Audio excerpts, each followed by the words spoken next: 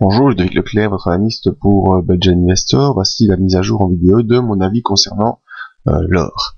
Eh bien, cette semaine, l'or est quand même en semaine haussière, même si la tentative de jeudi de franchir la résistance hebdomadaire a été réduite, en effet complètement annulée ce vendredi. On revient sous la résistance hebdomadaire.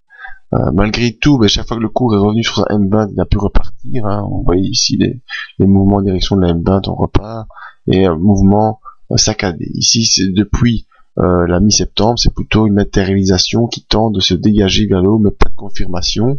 Donc j'ai dessiné ici les lignes obliques à suivre, tant à la hausse qu'à la baisse, mais vous voyez qu'on arrive clairement au moment où le cours devra choisir entre monter et descendre. Ce choix ne semble pas être techniquement encore fait, même si on est toujours dans une tendance haussière en moyen terme, et on n'a pas vraiment eu de consolidation de ce mouvement actuellement, donc prudence aussi si vous êtes placé sur l'or. Voyons si les indicateurs peuvent nous aider.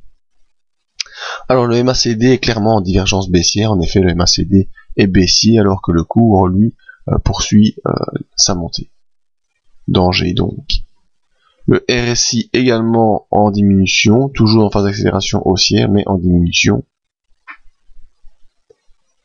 Le stochastique reste accroché aux alentours de sa zone de surachat. Pas vraiment de mouvement clair sur le stochastique.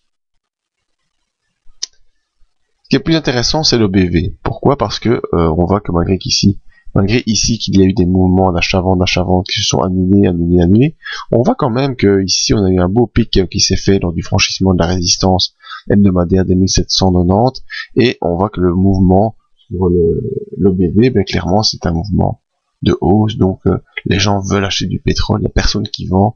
Maintenant attention, lors des mouvements de vente, on peut avoir des gros mouvements de vente, il faudra quand même rester prudent, même si l'OBV tente à faire penser que on est plutôt dans un mouvement haussier qui devrait se poursuivre.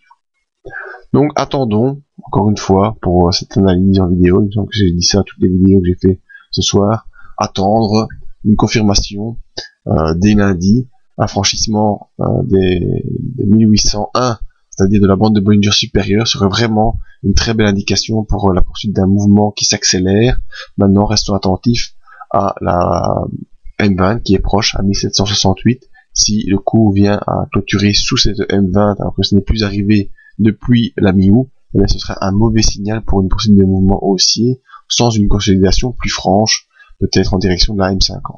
Donc restons attentifs, début de semaine prochaine, briefing dès mardi pour voir ce qu'il en est de ce mouvement sur l'or. Rendez-vous la semaine prochaine pour une nouvelle vidéo de mise à jour. Merci à tous, à bientôt.